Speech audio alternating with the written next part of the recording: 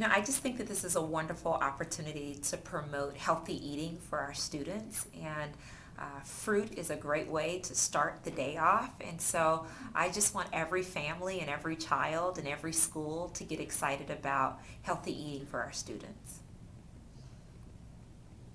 Why is school breakfast important? School breakfast is important because we know breakfast is the most essential meal of the day for our children, and I think it gets them off to a really great start. It helps them to focus on what's happening in the classroom and not necessarily about their bellies growling. So I think it helps to help children stay focused.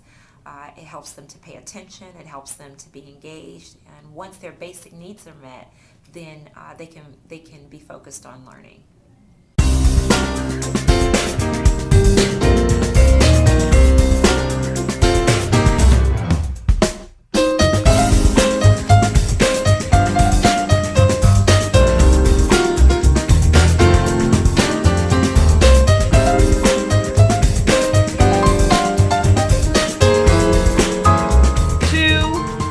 1, crunch.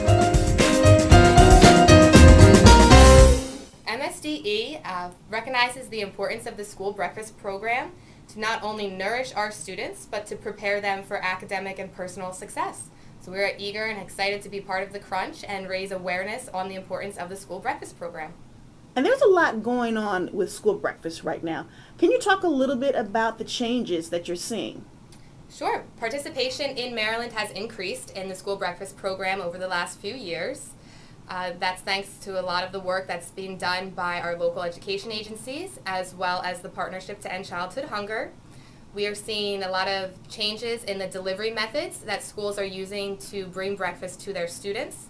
So they're doing a lot of second chance breakfast or breakfast after the bell, and even breakfast in the classroom, especially through the Maryland Meals for Achievement program. And breakfast is also getting healthier and healthier. Can you talk a little bit about why that is and what parents and the community can expect?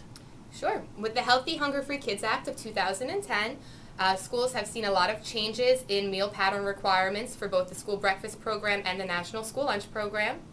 So with the breakfast in particular, we're going to see an increase in the amount of whole grains that are being served, an increase in the amount of whole fresh fruit that's going to be served. So we're going to transition away from juices and more to fresh whole fruits like these delicious apples.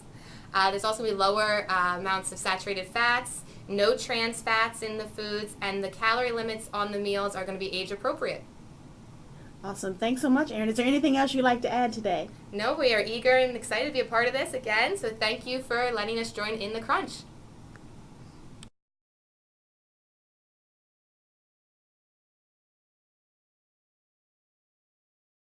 And Becky, why was it important for you and your team to participate in the Hear the Crunch campaign? Well, the Hear the Crunch is just a wonderful way, first of all, to lift up the attention that needs to be paid to kids who are going to school hungry. Hunger in this community is deceptive. We see developing countries where starvation is our first thought, but these children are coming to school to eat breakfast, and what do we know? We know their test grades are going to be better. We know that their attendance will improve because they're coming for breakfast. So Advocates for Children and Youth, steeped in policy and research, needs to pause and be sure that everyone understands that our work is tied to children being lifted up, and hearing the crunch is going to be one more way that children will be lifted up. And Becky, can you talk a little bit more about some of the things you've seen in your work and what happens when children do not receive the nutrition that they need and they are hungry? Sure. We automatically think that children living in poverty are hungry children, but it is the hunger is wide and deep. In my lifetime of work with children, I always think of the child who asked us if he could have a Big Apple. And so this really rang a bell for me. A caseworker had stopped by to visit a newly homeless mom and her son who had been placed carefully and well in a particular area of town. Mom suffered severe mental illness, and when the caseworker arrived, the young boy, 13 years old, was pacing the room, and his mom was helpless to provide him with food. The refrigerator was empty. The caseworker took that young boy to the grocery store and said, "Tell me what you want."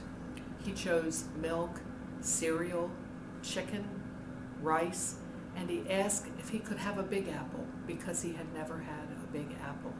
And if you've had a 13-year-old look you in the eye and ask you for food, you'll never quite approach a meal or a regard for the important policies that go behind that for children to have breakfast in the classroom.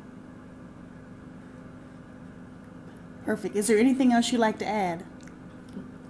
I would say that every time you see a child walking down the street at breakfast time on their way to school, and you see them with Cheetos or you see them with a soda, I would say that's one more reason to make sure that that child could have a good breakfast at school.